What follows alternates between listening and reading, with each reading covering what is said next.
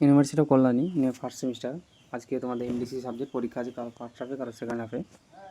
তা কী করে তোমরা বুঝবে তোমাদের কোন রুমে পরীক্ষাটা হবে, কত নম্বর রুমে? তাদের জন্যই যে সকল স্টুডেন্টরা বুঝতে পারছো না, সেই সকল স্টুডেন্টদের জন্য এই ভিডিওটা বানানো হয়েছে। এখানে দেখো তোমাদের এডমিট কার্ডের রোল নাম্বার দেওয়া আছে, ঠিক আছে? এডমিট কার্ডে এটা কিন্তু এডমিট কার্ডের রোল নাম্বার। এবার তুমি মিলাবে কী করে? ফার্স্টে এইটার সাথে এখানে মিলাবে, ঠিক আছে? তারপর এইটা কত নম্বর অফ যাচ্ছে, যেরকম তোমরা ক্লাস মাধ্যমিক 12 ক্লাস যেরকম তোমাদের কলেজে থেকে ছিলে, সেম ওরকমভাবেই দেখে নাও।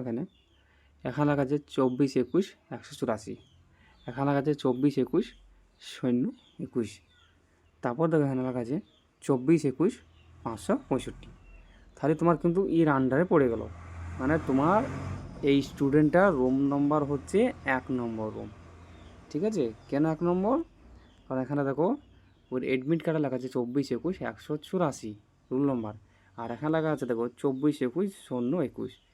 মানে এখান থেকে শুরু করে, মানে নিচে থেকে, মানে এই রুল নম্বর নিচে থেকে শুরু করে তোমার এই নম্বর পর অবধি এখানে আছে।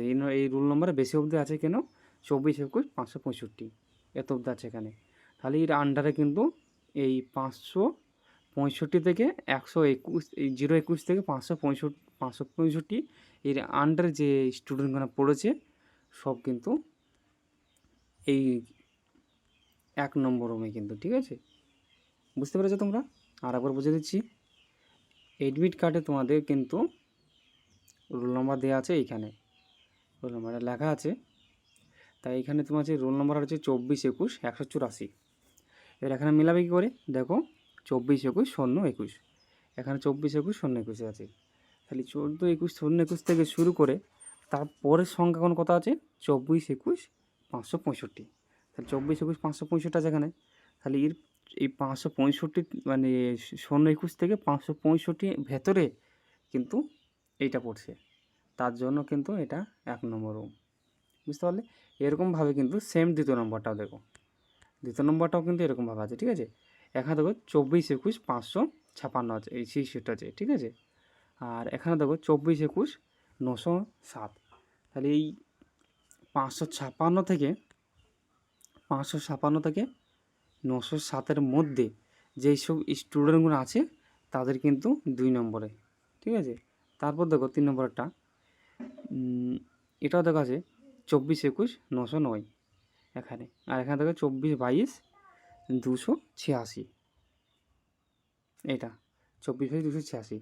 এবার এখানে হচ্ছে 909 থেকে আর এই 222 থেকে তোমার কিন্তু এখানে এর আন্ডারে কিন্তু 56টা স্টুডেন্ট পড়েছে, ঠিক আছে?